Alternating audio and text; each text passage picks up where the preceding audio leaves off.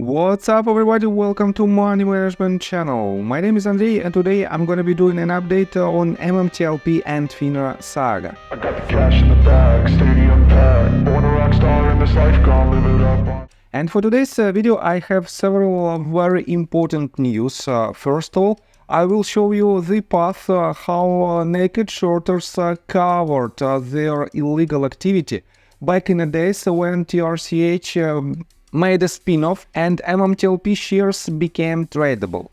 Then I will show you an update from Richard Hoffman and I will show you his thoughts in regards to the recent response on Mark Basile's petition. On top of that, I will show you some interesting details about the Sorrento Therapeutics case and how it might be helpful, extremely helpful for MMAT shareholders. On top of that, I will remind you about his own arbitration and the preliminary results in his case. And before we dive deep into all of this, I kindly ask you to hit the like button for YouTube algorithm. It is the easiest way how we can push this case to the broader audience, and eventually it will help us to win this battle. So let's start with the news itself. But before we dive deep into all of this, as you can see, we are on Anna Trade's Twitter account, and let me show you this tweet. Busy Brands wrote this 13 hours ago. Happy birthday to Anna Trades. I just gave her the biggest birthday gift ever. You're welcome. Stay tuned, MMTLP. And yes, I want to say thank you Anna, for your actions, for your activity, and for your presence in this amazing MMTLP community, and definitely happy birthday to you, and I wish you the best of luck. So let me show you the news itself.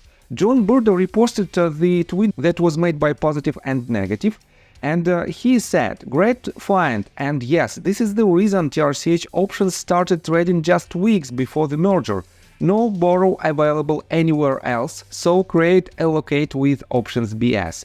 And let me show you this tweet in details. This will not post on X, but look it up and read it.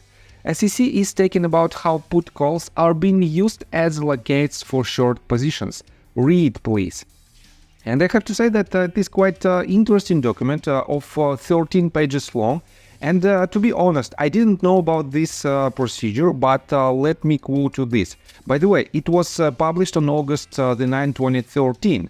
And here is the summary. This risk alert encourages awareness of option trading activity that could be used to avoid complying with the close-out requirements under Reg SHO. Such activities may include, for example, trading in short-dated flex options, very short-dated listed options, and or deep in the money listed options. The alert spotlights certain effective practices that some firms are used to identify risk and detect trading activities that could be used to circumvent the Reg SHO close-out requirements, including trading that continually resets a clearing firm's or broker-dealer's Reg SHO close-out requirements. So guys, how cool is that? This is the official document that was published more than 10 years ago, and it is located on the official SEC website. And they stated by themselves that here is how the potential wrongdoers cover themselves in order to avoid the responsibility under the Reg SHO rule. And in my opinion, it is a huge update, and thank you Positive and Negative that you pointed out this news. So let me show you another quite interesting update from Richard Hoffman. We know that just yesterday we have preliminary results from the Steamroller versus OTC Markets case, and Richard made a video, and this is the less than 15 minutes long video where he explains not only this case but also his own arbitration and a Sorrento Therapeutic case. And let's start one by one about the petition and about the opposition to the petition that was written just a couple of weeks ago by Mark Basile and his law firm. First of all, the main idea of this opposition is to dismiss the petition that asks to disclose the names of wrongdoers from OTC markets. And I have to say that the main line of defense for them is that it is quite similar to the first petition that was denied. That is why it has to be denied as well. But in my opinion, and in opinion of Mark Basile and Richard Hoffman, it is a completely different petition. And for now, we have following roadmap. So the petition was filed just 2 weeks ago, and we have an opposition to this petition. Next step is that Mark has to reply to this opposition, and then it might be a hearings where we will have some kind of rulings from judge in regards to this case. But so far, I have to remind you that it is not a lawsuit itself. It is a preliminary procedure that asks to disclose the names of wrongdoers in order to file the lawsuit against them. And for now, we have another stonewalling actions from authorities and from our counterparty. But I have to say that most likely we will win this case because it is not a lawsuit and it will not be very long procedure. So let's go further. The case of Sorrento Therapeutics, and it might be very useful for MMAT shareholders. Let me explain you in details what is Richard talking about. Sorrento Therapeutics filed a Chapter 11 bankruptcy. It is a reorganization, and under this chapter, occasionally, out of the blue, it was found out that there is a lot of naked shorters position who shorted this company, the stock of Sorrento Therapeutics. And it was disclosed by the judge rulings because under the Chapter 11 of bankruptcy, all the broker dealers have to disclose the short and long position on their brokerages.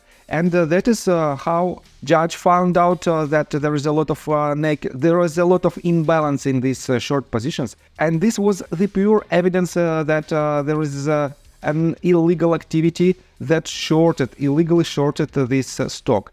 And the judge ruled that these shorts should cover its position, and the price of this closing position should be negotiated with the company itself. And in my opinion, and in opinion of Richard Hoffman, it might be very useful for MMAT case.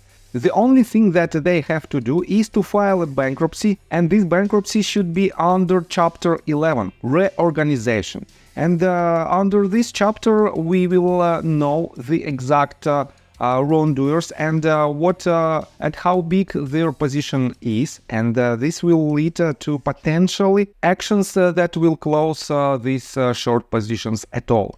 So, and last but not least, about Richard's arbitration, and he said that he filed motion for recusal, which means he's asking the arbiters to voluntarily step down, because Richard thinks that they are incompetent, they are biased, and basically they are violating several amendments like 5th Amendment, dual process rights, and 7th Amendment, the rights to a jury trial. And definitely this is also might be very important for Richard because he pays for this arbitration, and he expects to receive the proper information from jury and proper decisions, and not a garbage that they are making right now. So I have to say that this might be very important steps towards the resolution, and I have to say that we have plenty of news that might be disclosed before the year end, and that is why just be patient, wait for the resolution, and subscribe to my channel in order not to miss the next video. And see you guys and girls next time. Bye! I got the cash in the bag, stadium packed. Born a rock star in this life, gonna live it up.